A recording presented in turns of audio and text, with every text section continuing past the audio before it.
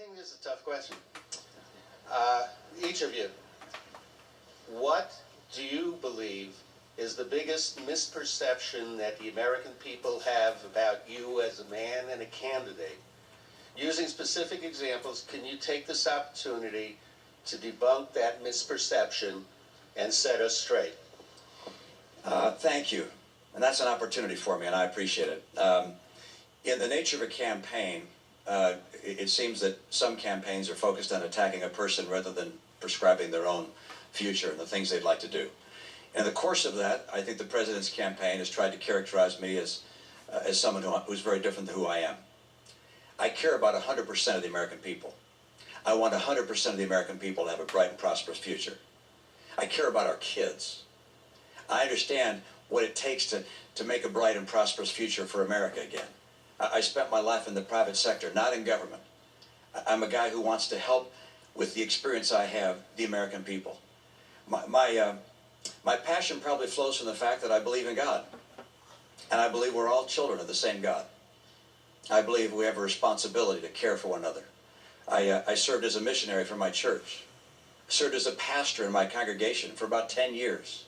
I've sat across the table from people who were out of work and worked with them to try and find new work or to help them through tough times. I went to the Olympics when they were in trouble to try and get them on track. And as governor of my state, I was able to get 100% of my people insured. All my kids, about 98% of the adults, was able also to get our schools ranked #1 in the nation, so 100% of our kids would have a bright opportunity for a future. I understand that I can get this country on track again. We don't have to settle for what we're going through. We don't have to settle for gasoline at $4. We don't have to settle for unemployment at a chronically high level. We don't have to settle for 47 million people on food stamps. We don't have to settle for 50% of kids coming out of college not able to get work. We don't have to settle for 23 million people struggling to find a good job. If I become president, I'll get America working again.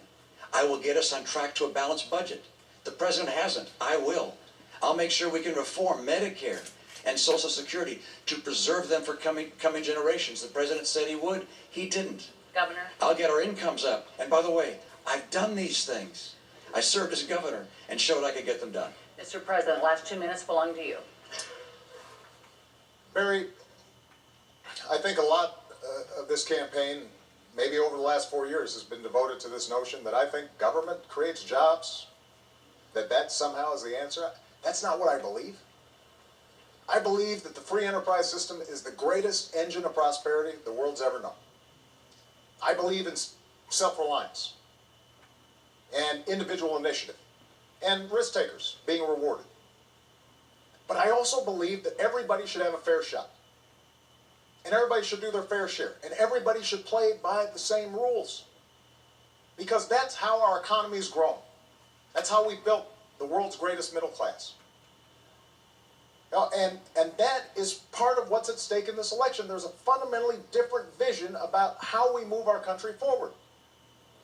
I believe Governor Romney is a good man. Loves his family, cares about his faith. But I also believe that when he said behind closed doors that 47% of the country consider themselves victims who refuse personal responsibility, think about who he was talking about. Folks on Social Security who've worked all their lives. Veterans who've sacrificed for this country. Students who are out there trying to hopefully advance their own dreams, but also this country's dreams. Soldiers who are overseas fighting for us right now. People who are working hard every day, paying payroll tax, gas taxes, but don't make enough income. And I want to fight for them. That's what I've been doing for the last 4 years, because if they succeed, I believe the country succeeds. And when my grandfather fought in World War II and he came back and he got a GI Bill and that allowed him to go to college, that wasn't a handout. That was something that advanced the entire country. And I want to make sure that the next generation has those same opportunities. That's why I'm asking for your vote, and that's why I'm asking for another 4 years. President Obama, Governor Romney, thank you for being here tonight. On that note, we have come to an end of this town hall debate. Our thanks to the participants for their time and to the people of Foster University. University for their hospitality. The next and final